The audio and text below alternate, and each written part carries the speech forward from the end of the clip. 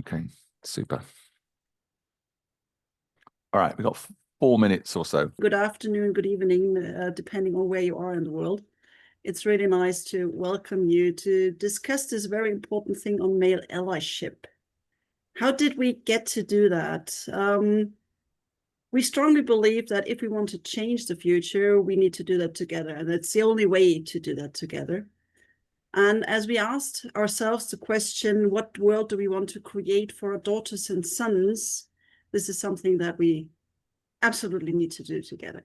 When did we ask this question? We started a project that's called the Brussels Declaration on Gender Equity, where we are aiming on the politicians in Brussels here in Europe to speed up the path, because I don't know if you are aware of the current figures worldwide. It's, I think, 132 years until we reach gender equity, which we say is completely out of the question. This is not a state of affairs we want to continue. We need to speed things up. And that does mean that we need to increase the communication, that we need to work way more closely together, and we need to speak directly to each other. And this is what we are aiming to do together with the European Union. And I guess with everybody here from all around the world, also with other politicians, with other people in power, this is what we need to do. So people in power, this is who we also need when we are working on gender equity. And currently, if we have a look around the world, the people in power are mostly men. So if we want to change the equilibrium, we need to address the man, we need to involve the man. So that's the first reason why we at EWMD said we want to have this discussion together. And the second one, as we learned from our wonderful male allies, there's a lot of advantages for men as well if we are working on gender equity. So let's simply jump in and do that together. So you know about the reasons why we at EWMD have started this series on male allyship. Let me quickly guide you through a few, I promise, just a few things about EWMDs, just for those who don't know us yet. What are our vision and values? At EWMD, by the way, we are an association that's mainly here in Europe, not only, but also in Asia and Africa, but mainly here in Europe and the US. We are an association that works on changing things, changing the world.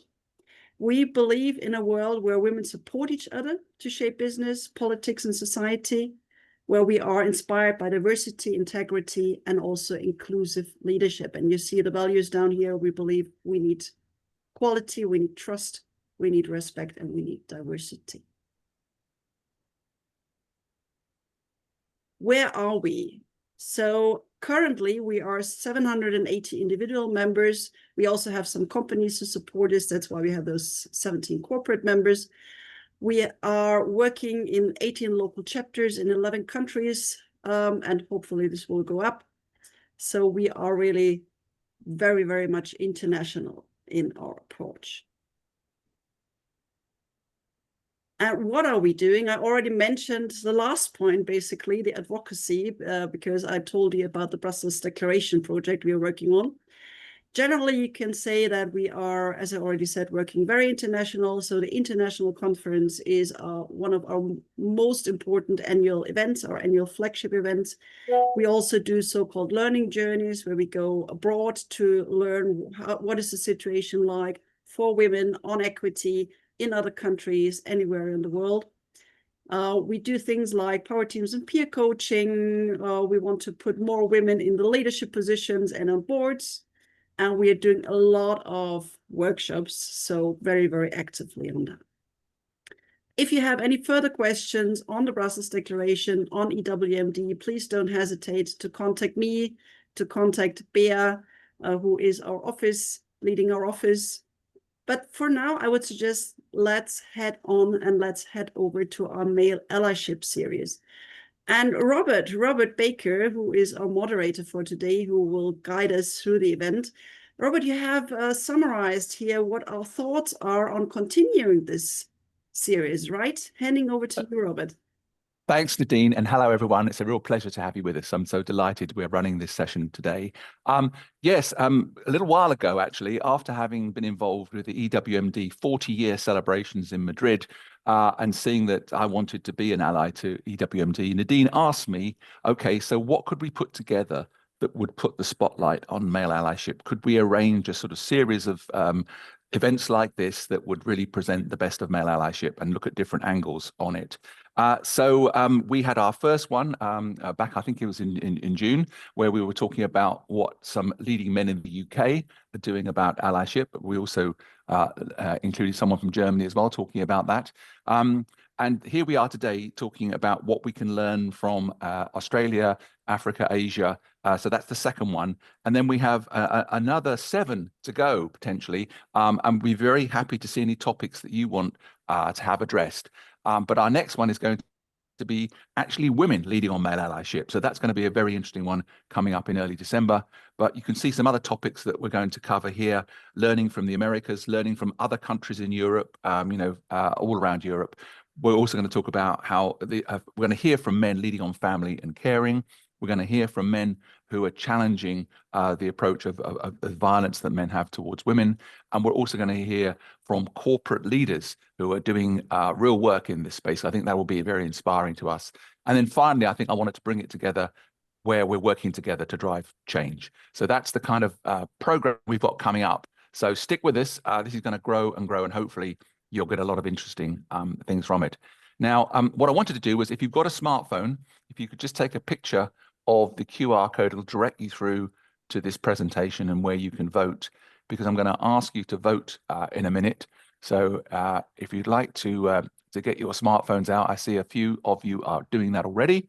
Just give you a moment to do that. But what we like to do is make these interactive. We like to get your thoughts.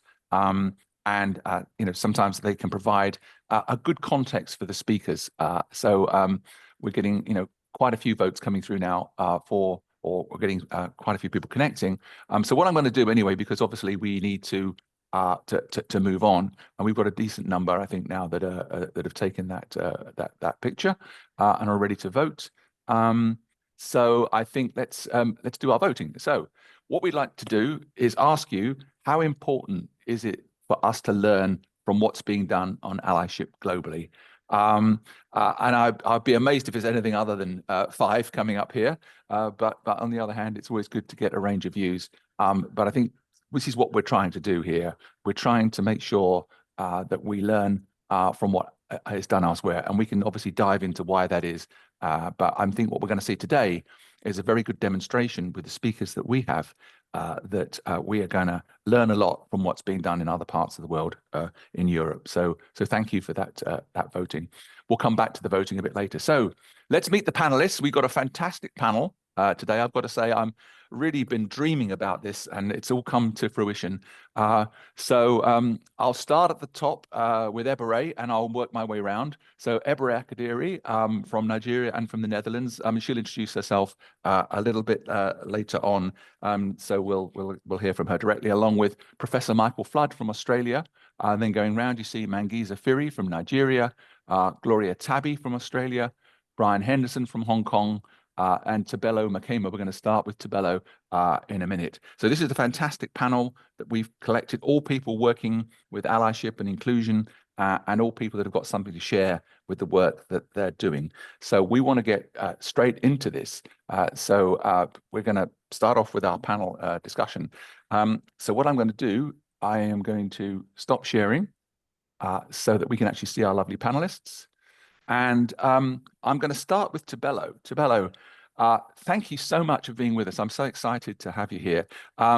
You're known for leading initiatives like Allies and Advocates Masterclass that involve men as allies in gender equality. So I'd love you to tell us more about you firstly, just a little bit about you, about your work, and maybe share with us your why. What was your motivation for getting started on this work? Thank you. Thank you. Good morning, everybody. Good morning, good afternoon, good evening, wherever you are in the world. Excited to be in this session and talking about this important topic. I'm Tabelo Makema. I'm the president of Female Wave of Change, and I'm connecting with you from Johannesburg in South Africa. I do this work with Female Wave of Change on a volunteering basis, on a work-wise basis. I head the Academy of our airports company here in South Africa, where we basically empower people, to manage our airports effectively, so that when you visit our continent and our country, you are treated well as you enter our ports and enter our country. Why did I get involved in Female Wave of Change? I truly believed in the work that, or the mission of Female Wave of Change, which is really to connect women from across the world and women from all walks of life. Doesn't matter whether you are a board chairperson, you are a community leader, you are a mother, you are a young woman that's wanting to see change in the world, and you wanted to be able to connect, with others and create a different world, leave a legacy that says, we left a different world for our future generations, a world where authentic feminine leadership is recognized and embraced, whether in our families, in our communities, or, in the world globally. Okay. We've had this organization since 2018. And in the last couple of years, we had a couple of men that then came and joined our global events or our conversations. And one of the questions, or the key question that they really kept asking was, so what can we do? And how do we do what we need to do? Because we also don't want to be saying that we're supporting women, and yet we're finding that we're still perpetuating the same patriarchal systematic thinking that keeps them outside of the system. And really, with the Female Wave of Change movement, it's really around helping the women to find their voices. So the men are saying, yes, we appreciate that these women are going to find their voices to become change makers in the world and step into their authentic feminine leadership roles. What is it that we can do to be able to support them? What tools can you give us to ensure that we support them in a manner that's going to make life effective and this change effective for them?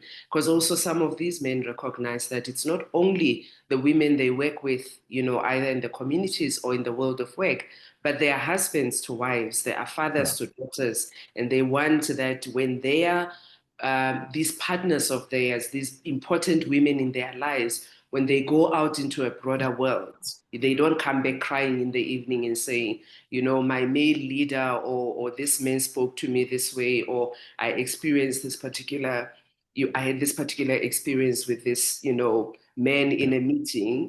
So that's really where we came from, Robert. It's really to be able to say, how do we help you to play that supporting role, that allyship role? Thank you. No, thank you. And so just to build on what you've just said, can you tell us a little bit about, because not all of us have been to South Africa or knows, I mean, I've been a few times and love it, but, like a lot of us may not know the environment. What's the environment been like for your work, and what kind of impact have you been able to have with it, particularly from the, thinking about the male allies? What impact do you think you've been able to have with male allies? The Male Allies is still a fairly new program for us in Female Wave of Change. However, when I look and I think about our country, it's been 30 years that, over 30 years now, that we've received our freedom. And already from 1994, the message was there that this country will not be able to progress or become the type of free country that we need it to be if women are not involved. So when I look at what we have seen happening in our country already, from 1994, the various quotas, the various legislations that were there to be able to say we need to have, women involved in the various roles, and how the organizations and individuals can be able to support those women. And we've seen the effect of that. The only area where we still need to see that, Robert, is to see a female president in South Africa. But we look forward to that day. In my lifetime, I wish to see, because we have so many impactful, powerful, and empowering women that can be able to make a change. So we've seen a lot of leaders in the organizations really wanting to see this change happen. However, on the one hand, you grow these women and the organizations grow. What we are struggling, and I think we've heard about this in South Africa, is the rise of gender-based equality violence. And it stems from the fact that we have a whole group of young men who feel that they are left out. So Yeah. I'm hoping that with the work that we do in the Male Allies and Advocates program, we'll also be able to bring it to our country and be able to encourage those young men that they should not see the empowerment of women as an either or, but it's an Yeah. and, with Yeah. the process that we are taking. Thank you. No, thank you. And of course, obviously, we're hearing those concerns in Europe as well and around the world. And of course, Michael does a lot of work. We'll hear from him a bit later in this space. I guess just finally then, are there any key things you would like to share from us you think we might be able to learn from in Europe? I mean, we're always keen to do better and to learn from what great things are being done elsewhere. So is there anything that sort of strikes you as, wow, actually, I think, this could be something that we've done or something that we do or experience here that might help you think about this in Europe?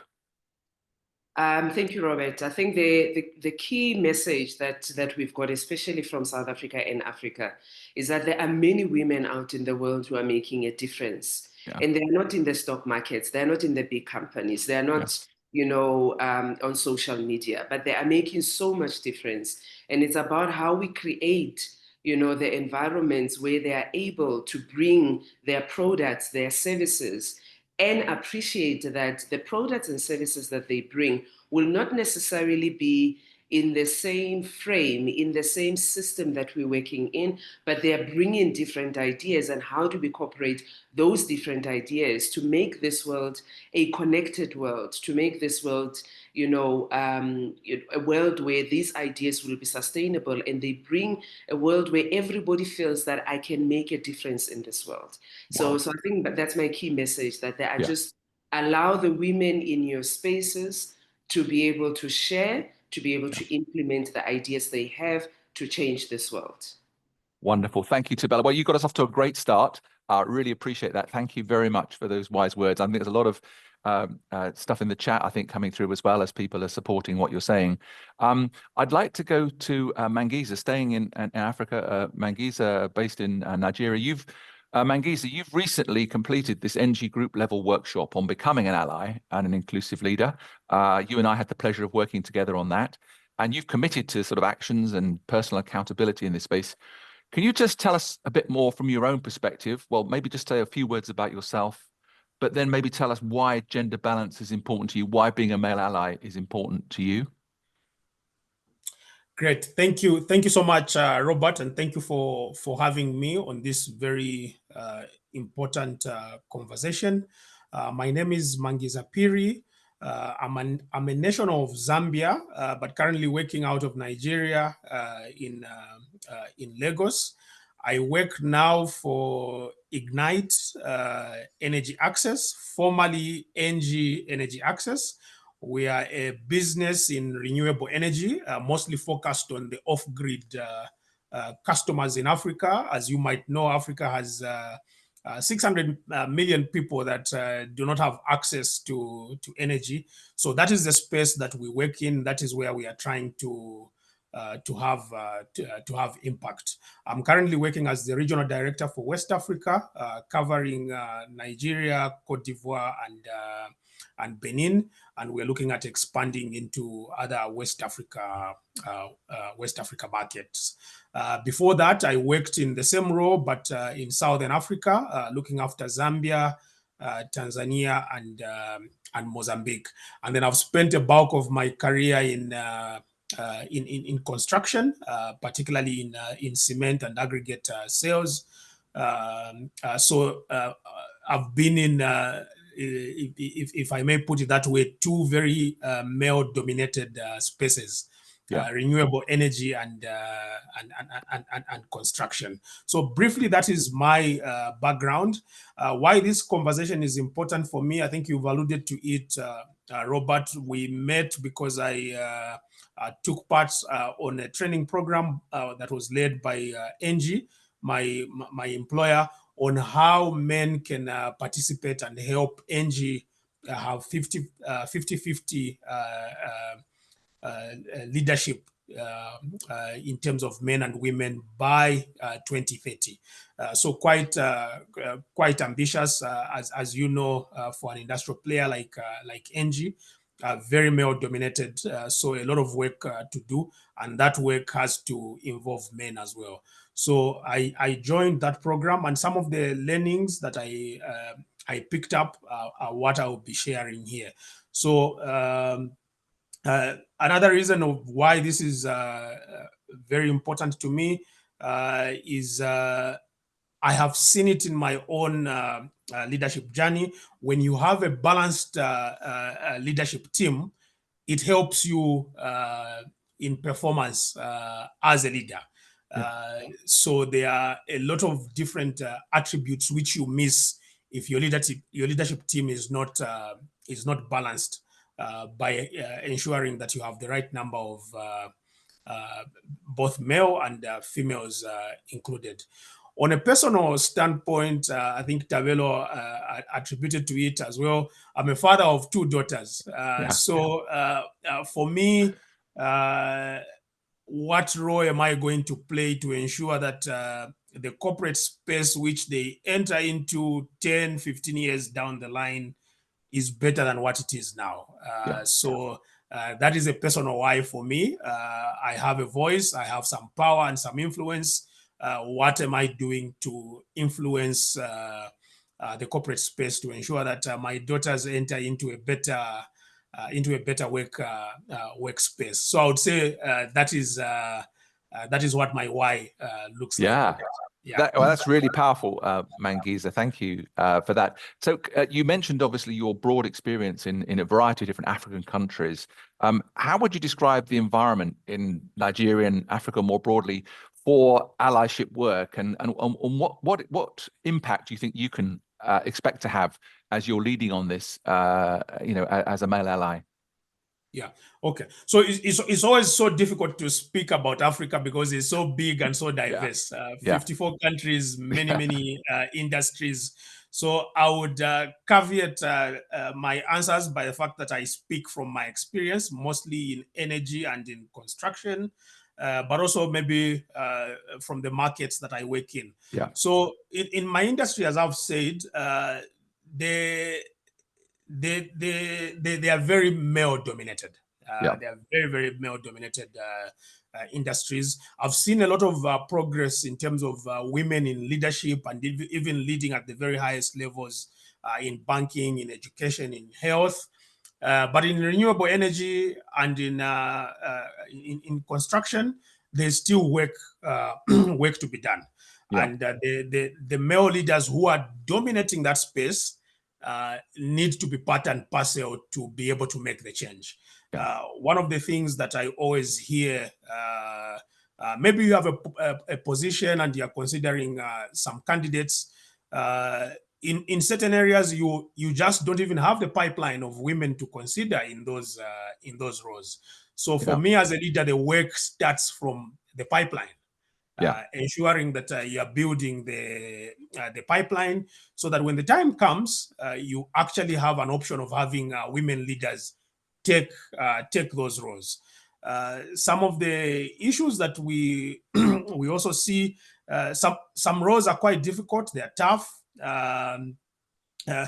but you are not doing yourself any favors as a leader by shielding the women from taking those roles. Because what you're doing is you're not giving them experience, hands-on experience, so that they can have credibility to be leaders tomorrow. One lady engineer once told me a few years back to say, I'm only going to get experience to work on a transformer if I actually work on one.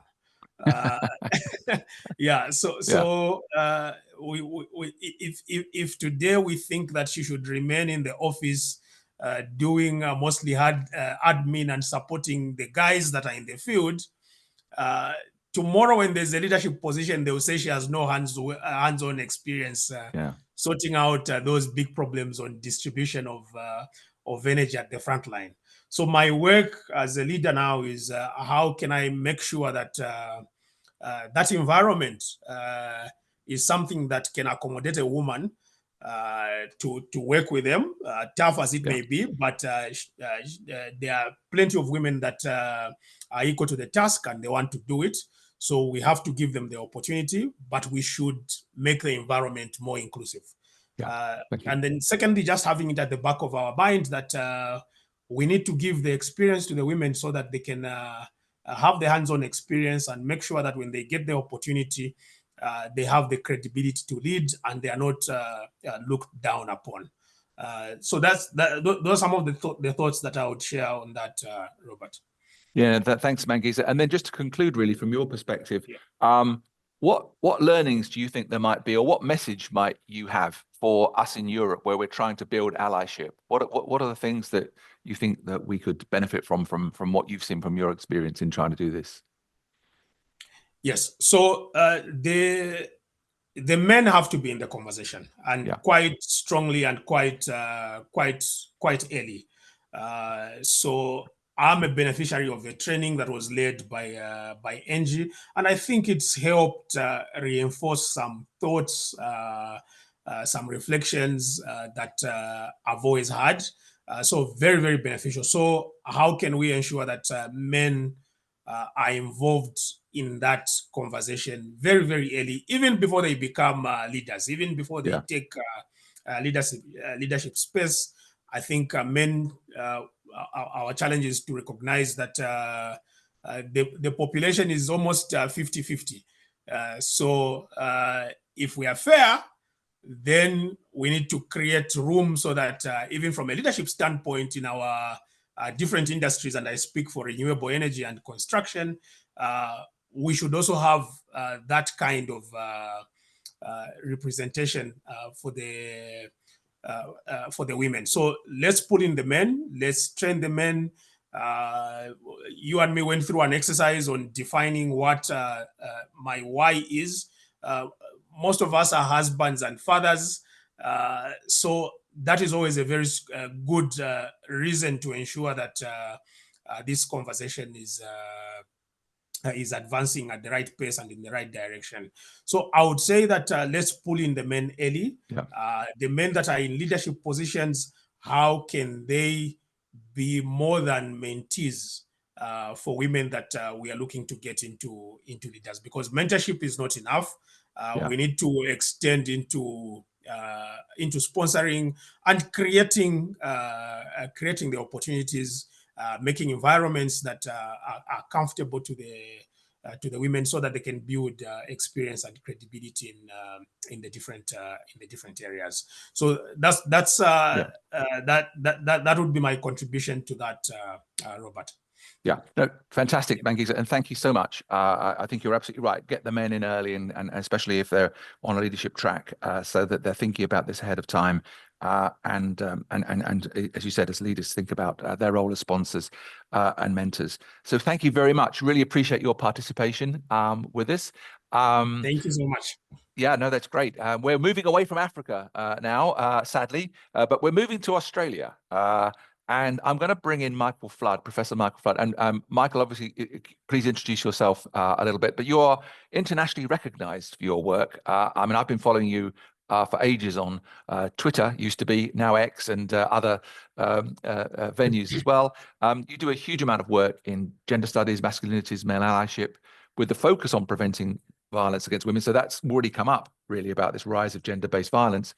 So, but to just introduce yourself and maybe tell us a bit about your why. What was your motivation for getting started in this work? Sure. So look, I've got three hats, if you like. One is I'm a researcher. I'm based at a university in Australia, and I do research on men, masculinities, gender, and violence.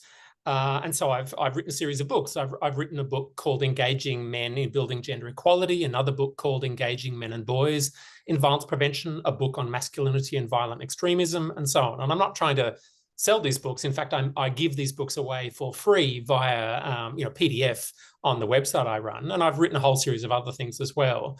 But to the extent I've had impact in the world, I think it's been shaped partly by the scholarship I've produced, but also by my involvements as an advocate and an educator. So I've had a long involvement, again, for about 30 years, I think, in social change campaigns. I've worked with large institutions, with the military, with sporting organizations, with governments, and so on. And I've, as you've mentioned, I've provided public commentary and knowledge translation. And I'm really pleased to say that my work, I think, has had an impact in Australia and an impact internationally on the way that work with men and boys is understood, on the way that education and other work with male allies works, on standards for practice and so on. But in terms of why, that's certainly a question I've been asked quite a lot, and particularly because, you know, men being supportive of feminism and men speaking up in support of gender equality was relatively unusual perhaps 2 or 3 decades ago, and it's becoming slightly more usual now. And for me, you know, part of it at the age of 16 or 17 was I wanted to be a good person, and I wanted to change the world. And I'm not really sure where those commitments came from, but they were certainly influential. I had some sense of distance from the kind of traditional forms of Australian masculinity that were visible to me. I was exposed to feminist ideals in student politics, in the peace movement and the anti-nuclear movement. I was going out with feminist women. I was having friendships with feminist women, and that was, you know, raising issues for me. And they were kind of calling me on my sexism and things like that. Right. I was exposed to feminist scholarship at university. And I also joined a men's group. At the age of 20, I joined a men's group, and it was an anti-sexist men's group. And in that men's group, we talked about sexism, about violence, about pornography, about fathering, all kinds of things. And some of the paths I've described are pretty common paths for men who come to a commitment to gender equality and an involvement in male allyship work. Some sense of values and principles, some kind of sensitizing to women's experience by hearing from the women and girls around them, the women and girls they love, or other women and girls.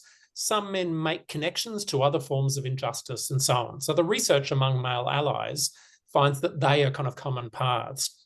And I feel incredibly lucky to have been involved in a field that's given me a sense of purpose, and more than that, a sense of community. I get to spend time with amazing men and women and others, and it's shaped my friendships, it's shaped my relationships, it's also shaped my fathering, as we've already heard. And so it's been of profound personal benefit, as well as challenging in various ways. Right. Okay, super. That's really great, and so good to hear, you know, what's sparking your work in this space. You're working in Australia, but also globally as well. But how would you describe, I mean, for those of us that don't know much about Australia, probably want to hear a bit more. I mean, from the outside, it seems that that's quite a tough ask to get Australian men engaged in this work. What's your experience been, and what impact have you been able to have with that? Look, I do think it's tough. It's certainly tough in Australia, but I would say it's tough across the world. And it's tough because of entrenched cultures of sexism, rigid and sexist models of masculinity, people's fears of change, and of course, backlash against feminism and gender equity movements has intensified in countries across the world, whether in countries in Europe or in Africa, or indeed, countries such as the US. In Australia, we have a liberal democratic political order, and it's not fallen apart in the way, for example, that I think the US political order is falling apart. We've had a strong women's movement with a strong engagement in government policymaking, and that's also been important. We've also had considerable momentum in addressing domestic and sexual violence. And so there's now in Australia quite an active, healthy masculinities field, or a field of engaging men and boys. That's sometimes around violence prevention. It's sometimes around workplace gender equity. It's also around fathering, around sexual and reproductive health, and a range of other issues. And in Australia in the last decade, that's really grown. I used to spend my time in Australia arguing for why we need to engage men and boys. Now I spend my time arguing for how. And there's a widespread acceptance of the need to engage men and boys in building workplace gender equality, in addressing violence against women, and so on. So the work is growing in Australia. There's more initiatives, there's more programs, there's more funding, including national funding. The work is being scaled up. There's increasing attention to national coordination of work with men and boys and male allyship programs. There's been influential work in Australia mapping, for example, young men's agreement or not with norms of masculinity, and the way their agreement with those norms of masculinity shapes their own behaviour and their treatment of others. And finally, there's national policy support, particularly around violence prevention. In our National Violence Prevention Framework, and our national government's plans of action, there's a strong emphasis on the positive roles that men and boys can play in that work. And I see that as enormously heartening, although there's certainly much to do as well. Well, thank you, Michael. Obviously, I got the sense we could talk to you probably all day about your work and all the different aspects of it. But just want to kind of conclude by asking about what your learnings might be and what your message might be for us in Europe as we're trying to work on this. Obviously, some of the very same challenges in terms of engaging men and boys in this. Are there any key messages you would have for us in terms of the work that we're doing? Yeah, look, there are, and I'll try to make them quick because I know we're short of time. But one key message is there are effective ways to bring men into this work. There are effective ways to make the case to men and boys that issues of inequality, of sexism, of discrimination are ones that are personally relevant to them and ones that men have a responsibility to do something about. I won't say what they look like, but people can look at my writings to explore those. The second point is that men can be powerful advocates. Men's involvement makes a difference. It makes a difference in workplaces, for example, when women see men speaking up about sexism and discrimination. And sadly, male audiences will sometimes listen more readily to men than they will to women, although part of what male speakers should do is amplify women's voices. A third key point is there will always be resistance and backlash. There will be some degree of resistance and backlash to this work, particularly among men, but also among others. There are ways, however, to prevent and reduce that through the way we frame the issues, through the community building and alliance building we use, and through teaching and learning strategies. Two final points. One is our work must be guided by a gender transformative agenda. We must aim to transform the inequalities in gender roles, in gender structures, in gender relations that are part of virtually every society on the planet. And as part of that, we must be oriented to enhancing men's and boys' own lives. We have to, as part of feminist work, pay attention to how this work benefits men and boys. Last point I want to make is we have to acknowledge that men are diverse. Men are not all the same, just like women. We need an intersectional analysis that recognizes that men's lives are shaped not only by gender, but by class, by sexuality, by ethnicity, and so on. And we have to reflect that in the ways we try to engage men and boys. Wow. Well, Michael, you've given us so much to think about there. And you also, of course, have got all these wonderful resources available to us online, which we'll all be looking up. So I think you've already put some of that in the chat, but that would be great if people can connect on that. And I'm sure we're going to come back to you later in the series. I can see there's a few things we would love to hear more from you on. But thank you for now. I'd like to stay in Australia, actually. And when I was thinking, oh my gosh, how can we follow that? Well, who better to follow that than Gloria, the wonderful Gloria Tabby, who I've known now for a while and had the real pleasure of meeting when she came to London. And I want to take a different angle with you, Gloria. And by the way, I should say congratulations. You just won an award, haven't you, for your work in promoting sort of hair awareness. And so congratulations on that. Thank you. I want to talk about the work you're doing on closing gender equality gaps for Black and brown women, and really how that relates to how men can support that. But let's start with your why. What is driving you, Gloria, and in particular in relation to sort of gender equality, allyship, getting men engaged, and the important issues for leaders, including men, of course, to be aware of and to take responsibility for. So over to you to take us away. Thank you very much, Robert, and EWMD for the kind invitation. I'm ringing from a place called Blue Mountains in Sydney, which belong to the direct nations of the First Nation peoples in Australia. So very nice to be with you. My name is Gloria Tabby, and like Professor Flood, I am a researcher of race. And so it would be quite not right for me to enter the gender debate without talking about race. And that's the lens that I bring in. I do help leaders in shaping workplace inclusion so that people are supported in their work, irrespective of their demographics. I was born in Ghana, in Africa, but I have been shaped my life in Australia. I come into this work with an interesting positioning, and it's best that I share a little bit about that. So, grew up in Africa, lived in Australia all my adult life.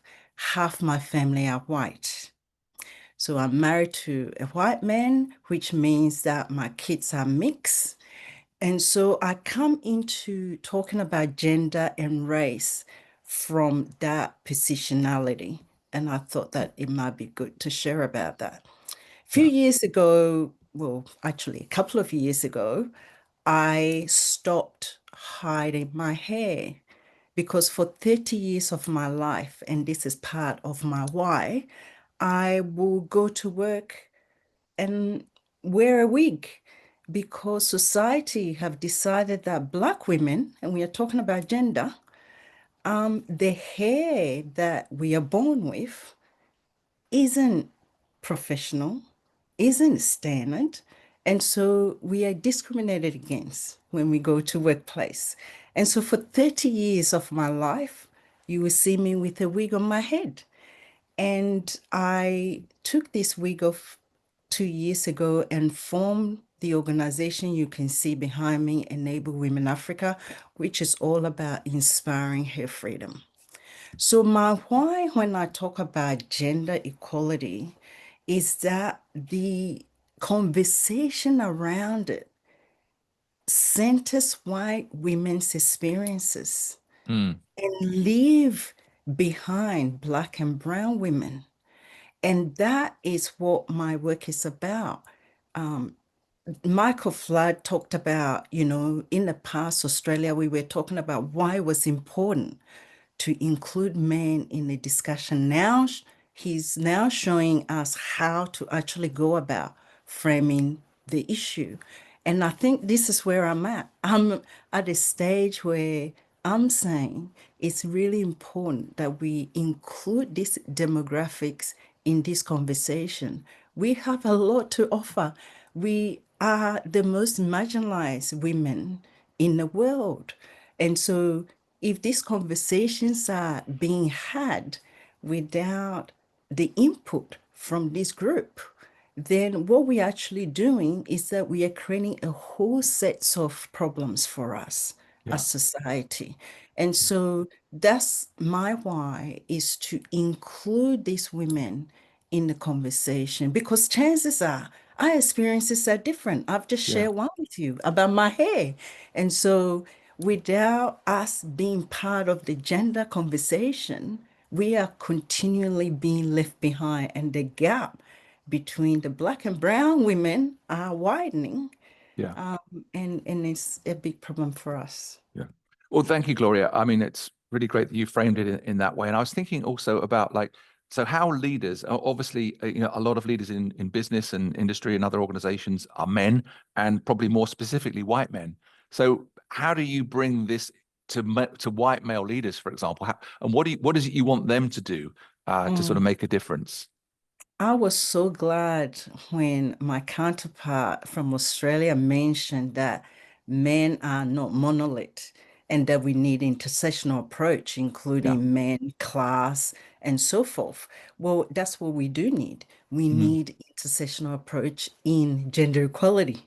And at the moment, it's leaving this group of demographics behind. And so through allyship, it's about listening.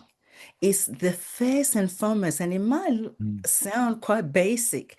And I take cues from, Stephen Covey, who wrote about the 7 habits of successful people.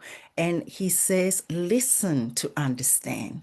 And so our experiences are not similar to white women.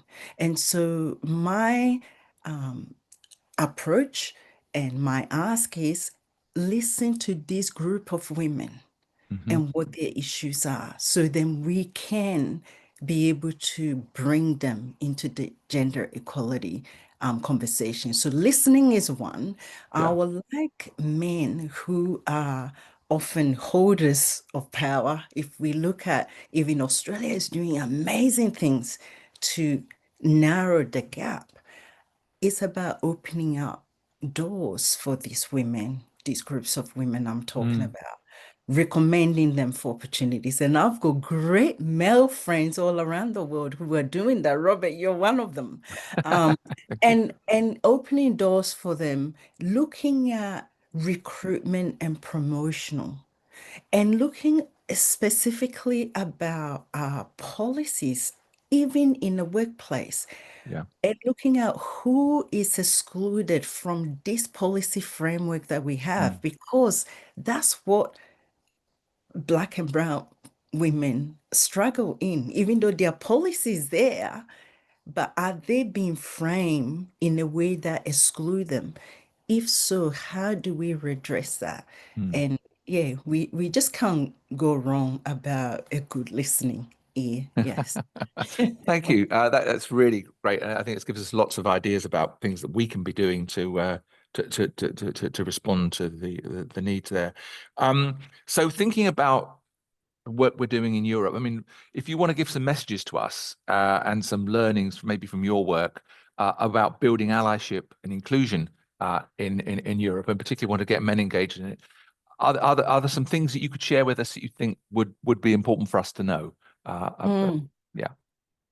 We need to move away from the moral stand into business imperative. Right. Because if we just rely on, that makes us feel good, that kind of approach, we are not going to move the needle.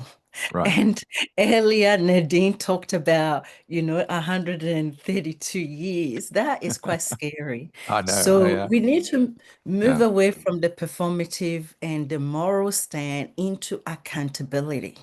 Yeah. And what really matters, because when men see that gender equality, but also race equality is a business imperative, then we will have processes and plan in place to mobilize strategies to closing the gap. And so, keep our moral stance aside because it's not working. Another thing that I would say is that representation alone isn't enough. So it's not about let's add more women or Black and brown people. I want us to actually pause and think about psychological safety. The reason why I say that is that sometimes people are promoted, women or Black and brown people, but then they leave quickly the same rate that they came in. And so having processes in place to ensure they are safe, like my brother was saying, in the construction industry, is male dominated. You don't just stick a woman in there. Yeah. And so we need to actually create the environment for psychological safety, which allows them, once they are there, they're able to stay on. Not a revolving door, because it doesn't help anyone. So things like that. Another thing that I want to challenge Europe is that inclusion cannot be imported. Now, let me explain that. Inclusion needs to be interpreted in a local context. So there are certain things that we will say here today that works pretty good in Australia. It doesn't mean that it's going to be used in Europe and is going to work. So when we think about immigration history in Europe, it's layered. And so if we're going to deal with gender equality and solve racial issues with it, we need to really understanding the local context to ensure that migration inclusion and so forth is done in a way that, psychological safety can be embedded in what we are doing. So that's all I would say there. Well, thank you, Gloria. That's incredibly rich and powerful. I see a lot of people agreeing in the chat with what you're saying, of course, as well. So thank you for those insights. We're going to come back to you. By the way, we're going to have an audience Q&A session. Nadine's going to moderate a little bit later on. We've got 2 more speakers to hear from, and then we'll go to that. So you've got your chance to ask all these questions. So, Gloria, thank you very much. We're going to move on to Asia now, while Hong Kong, to be more precise, we have Brian Henderson with us. And Brian, it's been a pleasure to get to know you. You're leading a community that offers men a powerful model for how they show up for each other and also for women. So could you just introduce yourself, tell us a bit more about your work and share with us your why? Why is this so important? Yes, thanks very much for having me here. It's Brian in Hong Kong. Real pleasure to be here. So I've been in Hong Kong since 2012. I'm originally from Northern Ireland. So I'm an expat, and Hong Kong is a very multiracial, multicultural, diverse place. So I'll talk more about that. Yeah, so the work I do and the reason why I do it is because actually I have often felt excluded. I felt very excluded as an Irishman in England during the social unrest in Belfast, when everybody assumed that if you're from Belfast, you're probably a terrorist. Right. But I've also felt excluded as a stay-at-home dad. When I took my 2-year-old daughter to the nursery, like none of the other mums even asked who I was or who my child was, or like nothing. Just got like they didn't know how to talk to me. So, so I don't want others to face that sort of exclusion. When I work in professional services, so very different to Mangisa, we were probably more like 60 or 70% female overall. And even up to quite senior levels, still 50-50, but at the most senior level on the exco, zero women at all. Yeah. Like all my direct reports, but I think 1 or 2 were women for almost all that time.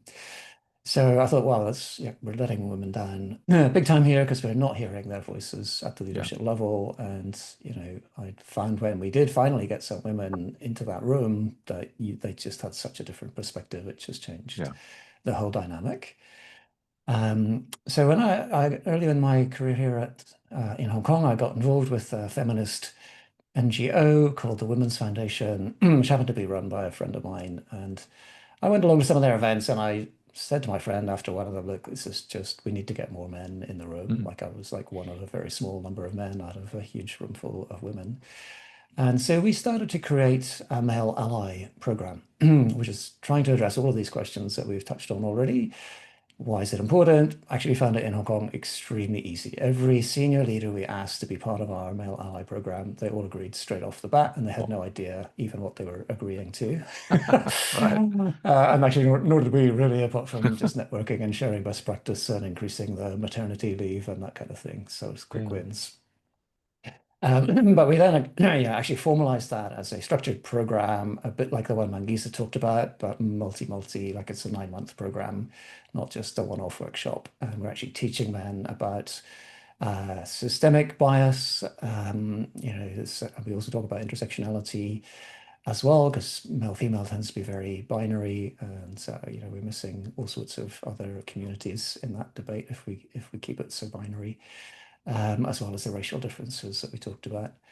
So, what do you do as a guy? What can you do as a male ally? So that's what we are teaching.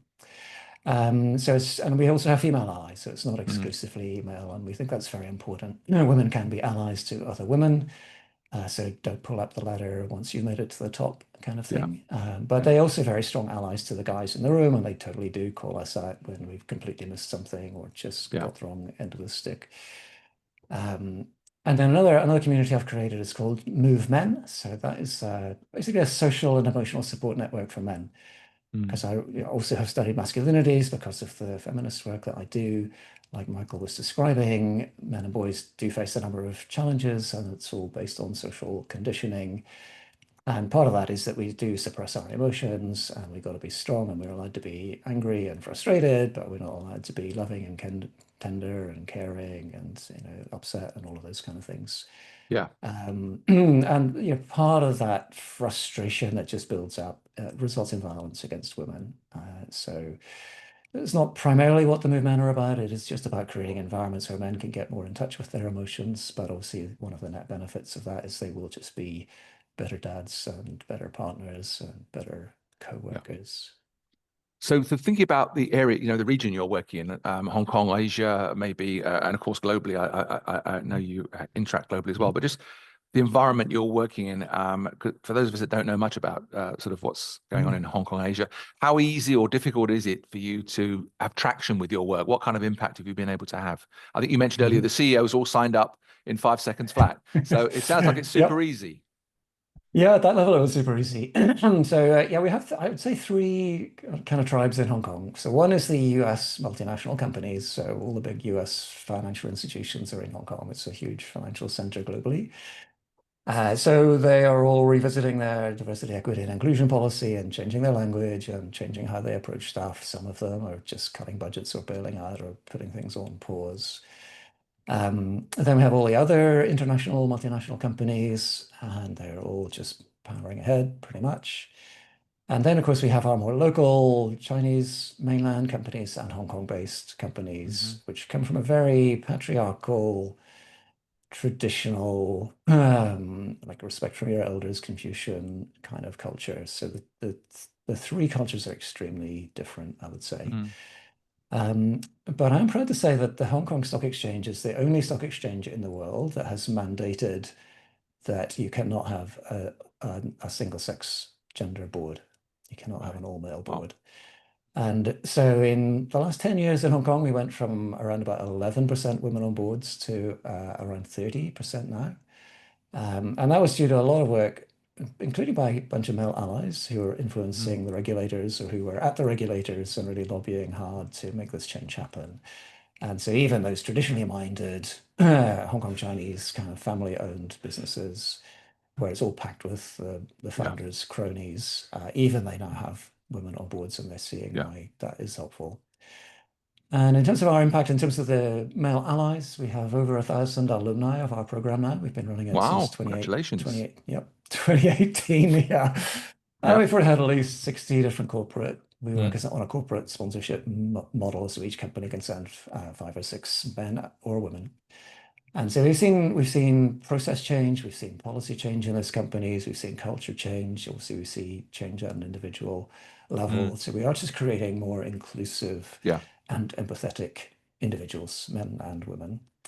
And we're also seeing behavior change at home. Like the guys really get that this is partly about me showing up for my partner and doing my school run and taking the kids to the doctor and taking responsibility for arranging our social events, taking the kids to their sleepovers, this kind of stuff.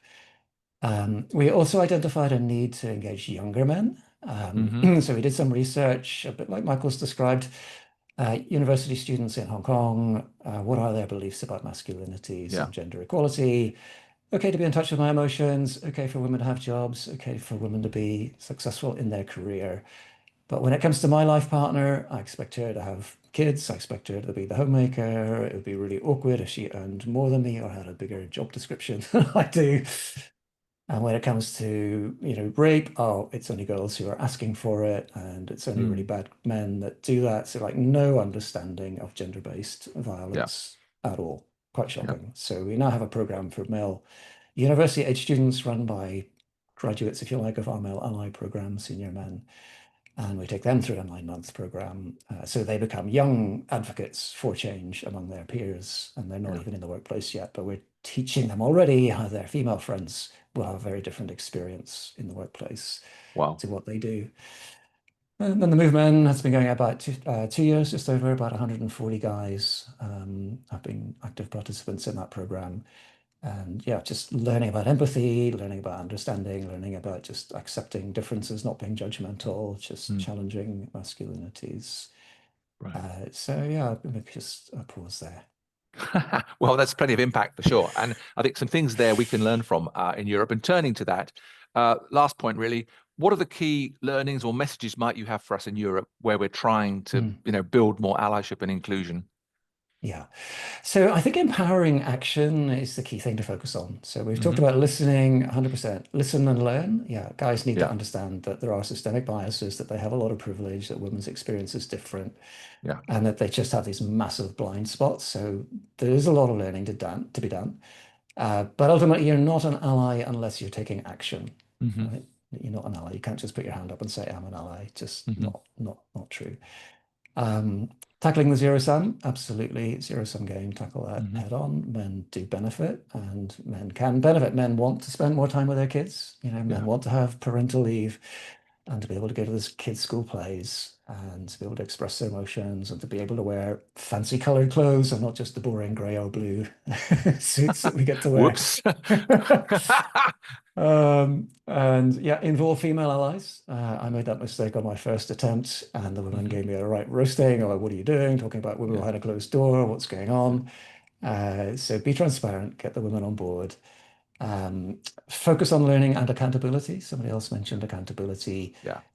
We found over the years that the level of willingness of the men to be held accountable or to hold themselves accountable has really increased the more they gain confidence that they can actually do stuff and that they have learned the skills to make a difference. And even the young allies, they totally want to be accountable. I want to go back to my university. I want to run events and programs and put up posters and really engage my peers. Very inspiring to see.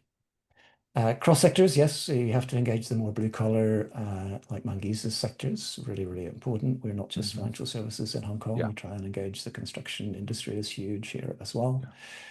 And then we have a program of almost like succession planning. So you go through a couple of years as a male ally, then you can become a group leader. So we tend to run like kind of like lean in circles. We call them influencer circles. So you can graduate to become a leader of an influencer circle, and you will be supported. You'll be presented with the materials, but you go facilitate, you lead that group. Then you can graduate onto the leadership council that inputs into the structure and development of the program, and so on. So we do that, and then you can do that in your organizations. What we found early was those CEOs too busy to actually do any of this pragmatic, practical stuff. And once they leave, then you may lose that organization's interest in the program. So you've really got to institutionalize at all levels to make it really part of the way the business runs, to have an allyship program. Wow. And then keep the program fresh. So topics like the manosphere or the gender health gap, for example, or gender-based investing. Right? Women tend not to do the investing in most countries in the world. Intersectionality, all of these topics are super important to keep it interesting for the guys, to keep them learning and growing. And yeah, I think I mentioned engaging the younger generations as well is super important. Thank you, Brian. Well, there's a lot there, and feel free to put in the chat any resources you want us to look at, any of the work you're doing. Fantastic. It's so good to hear what you're doing, and I think there are some real learnings for us from your work. So thank you for joining us. So thank you. I'd like to move, I guess, in a sense, to Europe now. Ebere, our next speaker, final speaker, actually, before we come to the Q&A from all of you, is based in the Netherlands. But Ebere, of course, you're originally from Nigeria. You've got experience of gender equality issues and allyship, I'm sure, across continents. I know you're a passionate believer in engaging men as allies, because we're working together on that. And of course, you've had your fabulous Rise and Lead Summit not that long ago, where we were talking about that very topic.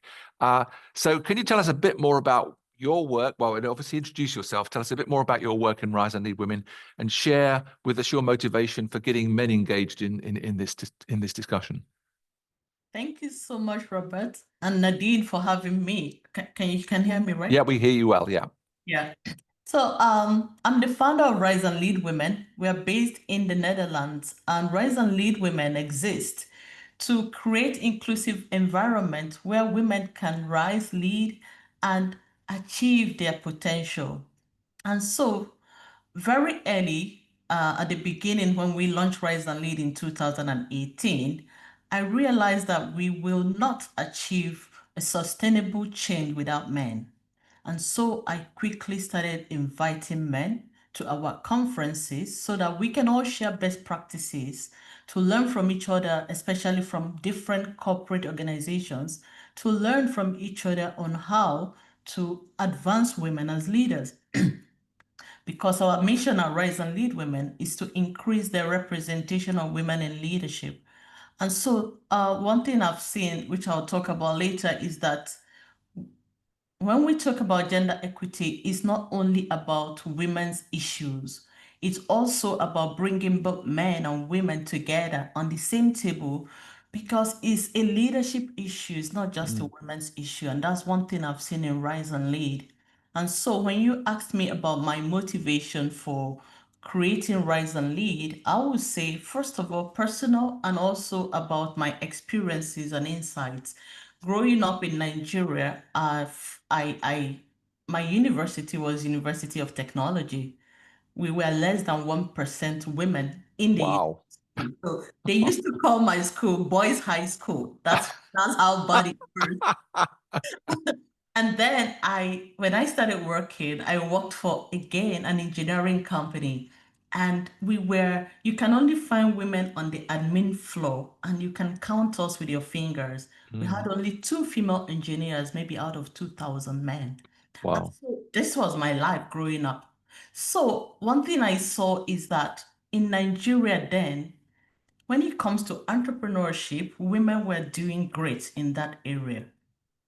But when it comes to the corporate world, there were very few women because there was the pipeline, especially like the first speaker spoke about technical companies. The women were not even there in the pipeline. Yeah. And so one of the things I recognized is that even in politics, we didn't have women. And this, I feel, is because of cultural norms, gender role expectations. So women should be doing maybe teachers or nurses, but not in technical areas. And then we didn't have a lot of female leading corporate organizations, but we had a lot of women running businesses. So when I moved over to the Netherlands in 2013, I expected things to be different. I wanted to see more women building companies, hiring people, but that was not even in existence.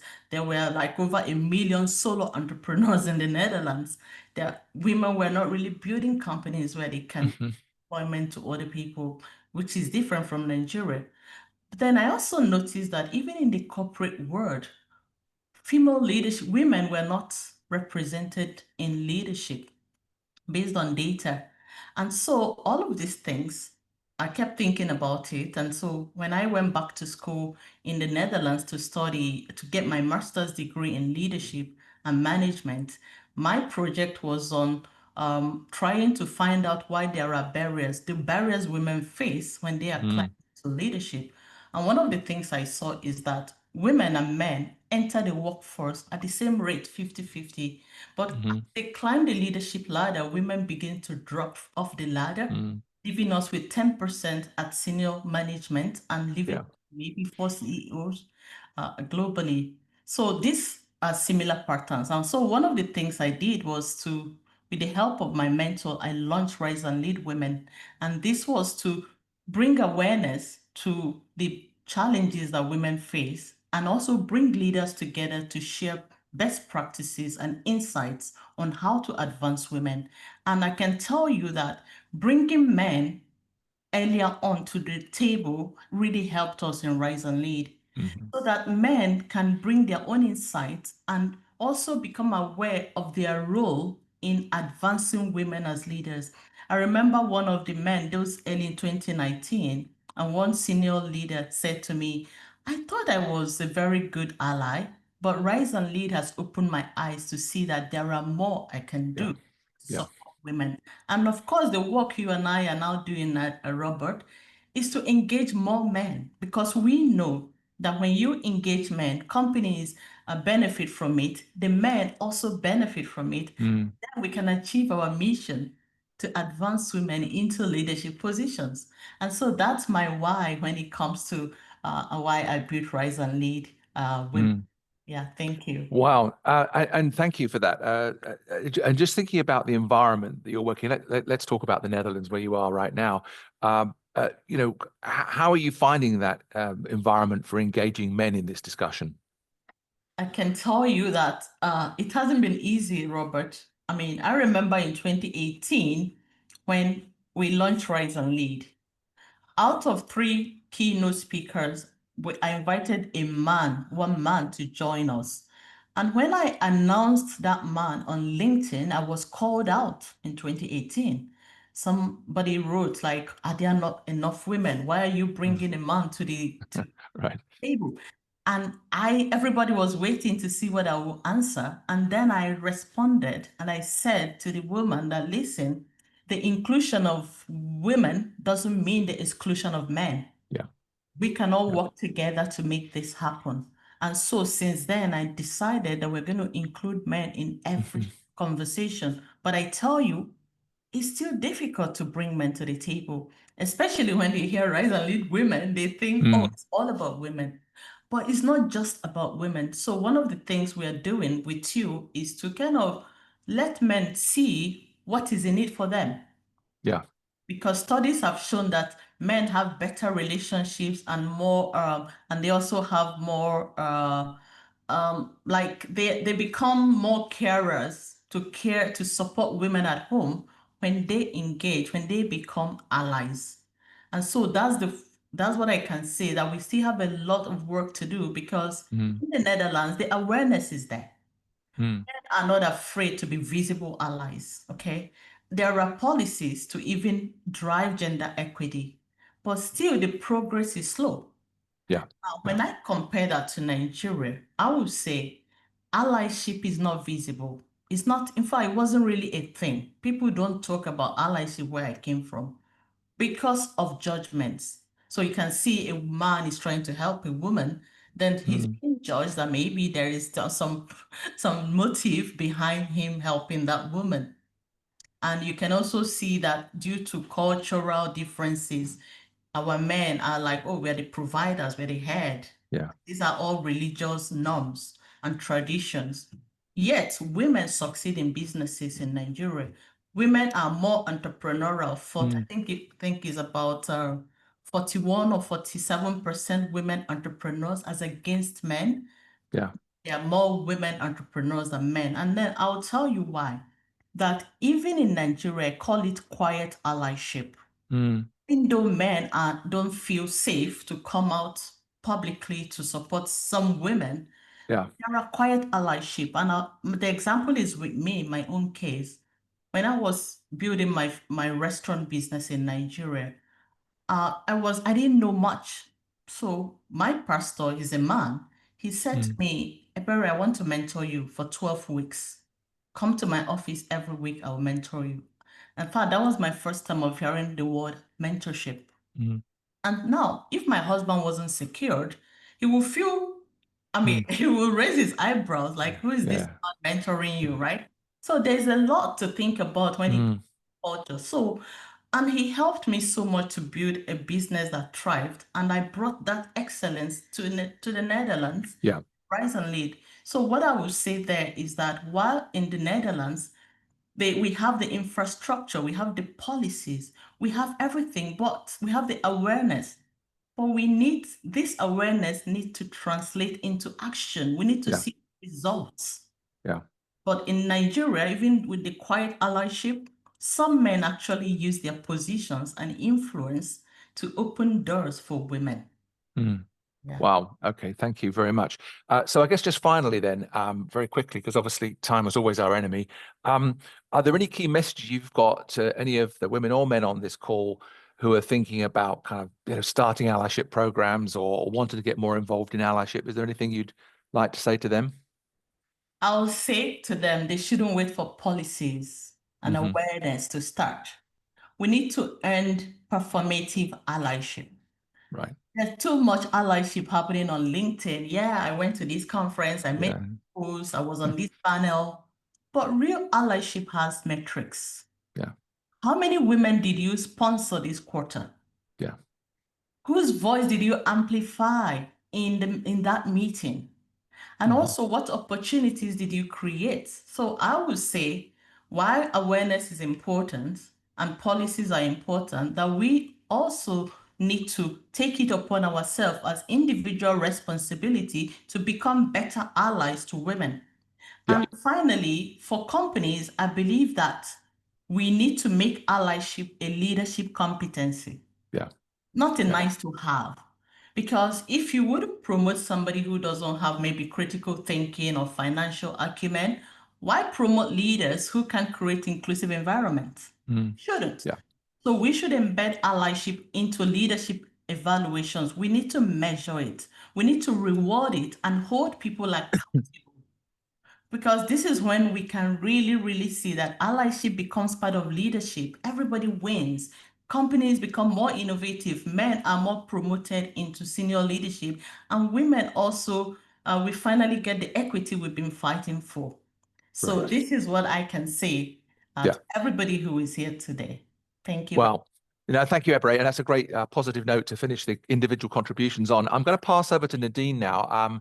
As ever, I think Nadine will really just round up this whole session with Q&A, and I can imagine there's lots in the chat.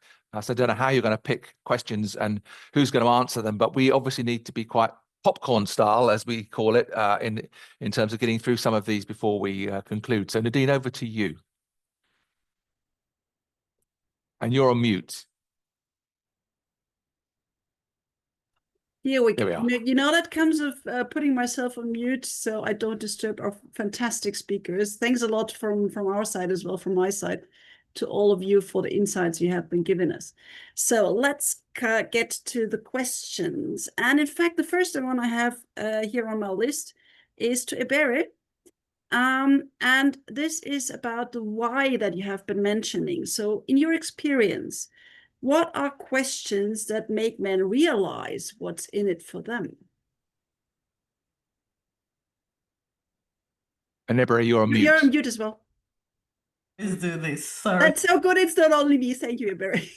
So I remember in our last Rise and Lead Summit in September, which Robert led a roundtable conversation with, I think, Lee Chambers, and we brought men together. And one of the things the insight shared is that, it's all about what is in need for me, okay, as a man, because they are individuals like us.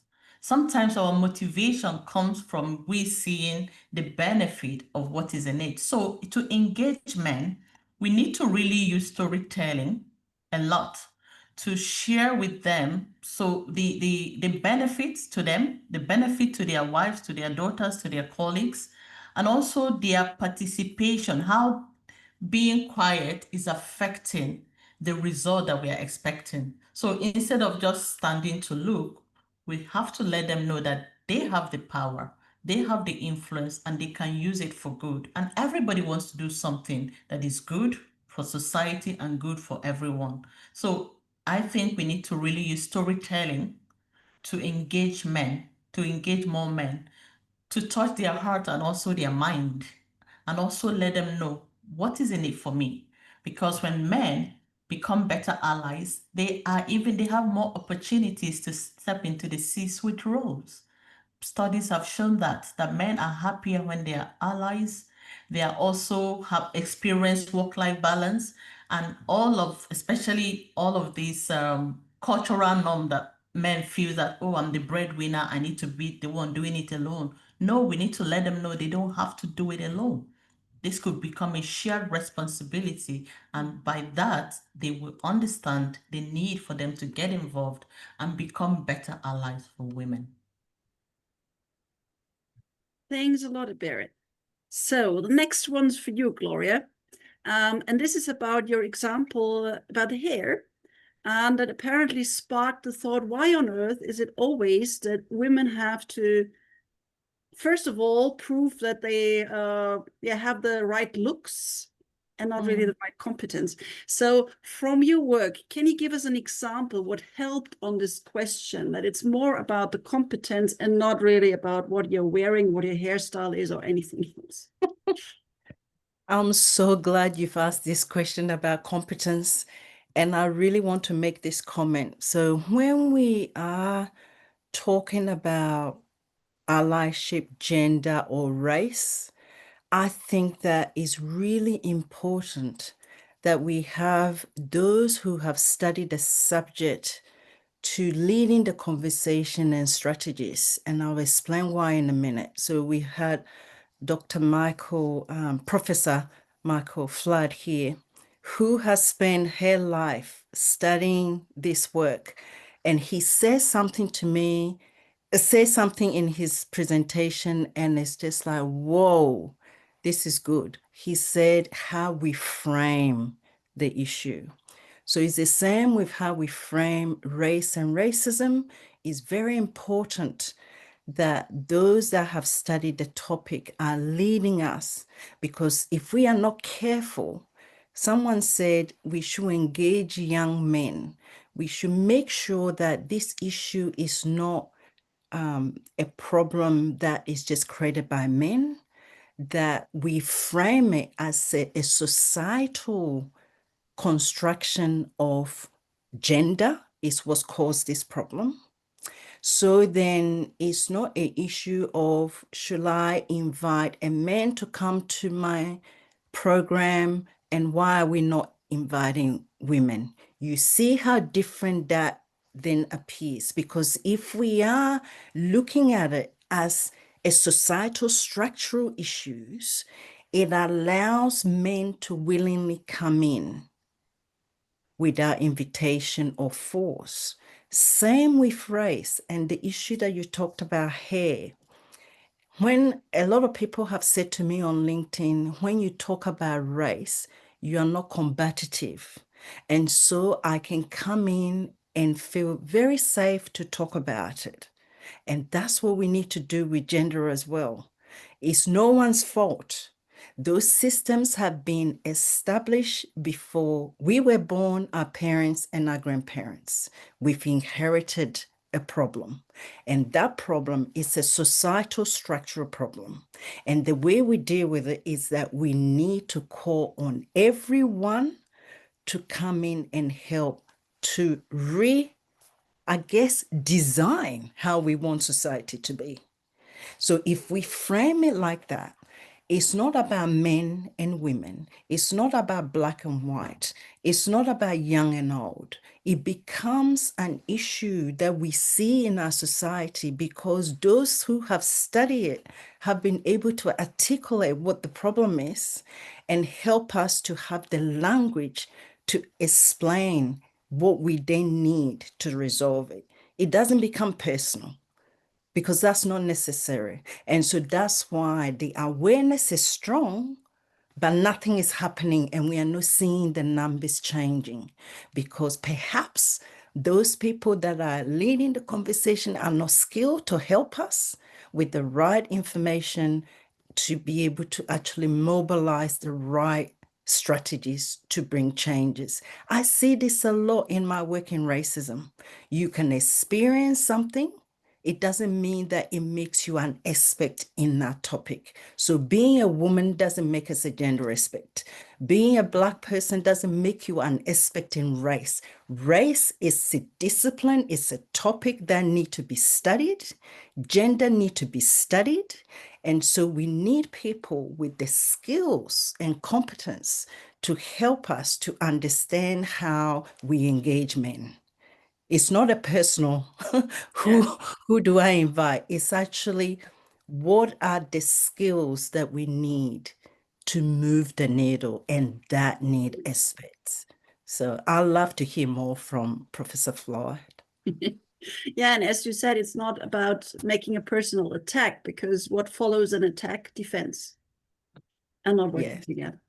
Great, thank you, Gloria. Next one I've got is from you, Mangise. And this is about the pipeline, because we have been talking about the issue of industry, so what's happening at the industry level. And it would also be interesting to know what's being done in the educational sector. So before people maybe even enter the workforce, before people are even experts in their field. So what are your learnings to make things better already there, so that your pipeline has a start and not only starts in the middle? Yes, that's true. There are always some limitations there, particularly I think in the engineering disciplines. There is work that needs to be done to bring in more women into the courses. But from the corporate side, I think also taking an interest in the universities that are doing that. So being more present to engage with the students that are studying engineering. Maybe this is something that we can start at the secondary school level to drive more women into that direction. but definitely there's still some work to do there in terms of getting more women to get into these engineering disciplines, and maybe corporate should also get more involved, even at the secondary school level, at the university level, to ensure that we even have a pipeline to work with. Yeah. Great, thank you. Because yeah, you need to start the pipeline as early as possible, don't you? All right, and another one here from Michael. And this is about you mentioning the sporting world. So there has been a question, are there any lessons from the sporting world that we maybe could transfer to other areas? Yes, there are. And they're lessons really that apply to any kind of traditional male-dominated workplaces, that you will only make change through whole of institution approaches. So that's true whether you're working in a sporting code or the mining industry or in the military, that often you're working with very hierarchical and male-dominated organizations. And while it's tempting for the leaders of those organizations to adopt tokenistic efforts, where we've already heard about performative allyship, it's the only way you will make change actually is with top to bottom culture change efforts, which includes therefore policies and processes related to supporting gender equity, senior leadership support, because that's really the keystone of any kind of culture change in an organization, organization-wide efforts at education and training, building expectations of support for gender equity into our definitions of leadership, into inductions of people into those programs, and as has already been mentioned, drawing on the expertise of community advocates and people with relevant personal experience to guide that work through partnerships between the sporting code or the workplace and relevant experts and NGOs. So whole of institution change is a necessary, in fact, the only way to make change, whether in a sporting code or a workplace. Right, thanks a lot, Michael. So having a look at the time, I guess, Robert, you will have the same opinion as I do. Unfortunately, we don't have that much time left for questions. So a really last one, and this one is for you, Brian. It reads, thank you for the comprehensive description. It sounds like a lot of work. How do you do that with volunteers? How do you manage that to get enough volunteers to continue this work? Yep. Thank you. Great question. So yeah, we were doing it, my friend and I mentioned the chief executive of the Women's Foundation. We were just doing it as a passion project. And at some point we realized actually we need to formalize this, and we need to take it to the Women's Foundation's board and actually get them to commit to provide the resources to make it into a program and develop a curriculum and all that yada yada. Which we did. Took a little while, but we got there. So the Women's Foundation, they have the expertise in running programs, like running educational programs is what they do. They have Girls Go Tech, and they had a women's empowerment program, Women in Leadership program for the longest time. So they have the expertise in how to build a program, and obviously that evolved over time, and we had male allies on a steering group. And then I mentioned the influencer circles. We have volunteers who run those. People just either get appointed, nominated by their company to go on the program, or normally they will put their hand up and apply to participate. So hopefully they're enthusiastic volunteers participating in the program. So, it does take a village. It takes a lot of people. I've been a cheerleader and kind of sponsored behind it all, but I certainly haven't done the hard work. The hard work was done mainly by the Women's Foundation team. And they did it the way you would expect a professional NGO to do. They researched what is best practice in other parts of the world, exactly as you're doing right here in this program. And so we developed it from there as we went along and tailored it to our particular community locally. All right. Thank you. Thanks, Brian. And let's continue working on raising this child, so getting the village to raise this child. Over to you again, Robert. Well, I think, thanks, Nadine. Really, it's just to say thank you so much for all of us for being with us. As ever, time is always flying by and there's always a bit of an enemy. If you'd like to follow up on any of these particular issues, do contact the speakers individually. I'm sure they'll be happy to hear from you. We're going to be circulating a copy of the recording with some of the material that we've been collecting on the chat here. There's so much richness in what we've been given today. So I'd really like to close by thanking all of the panelists. I'd certainly like to give you all a round of applause, and for you all joining us as well. It's been really amazing, and we look forward to keeping in touch with you, sharing the details about the next one in our allyship series. And of course, do feel free to find out more about EWMD. I'll ask B to circulate some information about how you can keep in touch with us and maybe even join. So thank you very much. I think, Nadine, we should really call it to a halt there. So thank you, everyone. We're going to say goodbye now, and we'll see you next time. Thank you very much. See you soon. Take care, everybody. Thank you. Bye. Thanks, everybody. Thank you. Thank you. Thank you.